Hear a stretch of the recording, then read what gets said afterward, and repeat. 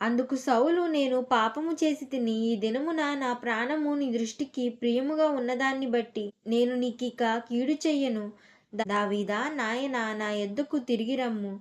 వెర్రివాడనై నేను బహు తప్పు చేసితిననగా దావీదు, రాజా, ఇదిగో నీ ఈటె నా యొద్ద ఉన్నది. పనివాడిలో ఒకడు వచ్చి దాన్ని తీసుకొనవచ్చును. యెహోవా ఈ దినము నిన్ను నాకు అప్పగించినను, యెహోవా చేత అభిషేకము నొందిన వాణ్ణి చంపనొల్లకపోయినందున ఆయన నా నీతిని నా విశ్వాస్యతను చూచి నాకు ప్రతిఫలము దయచేయును.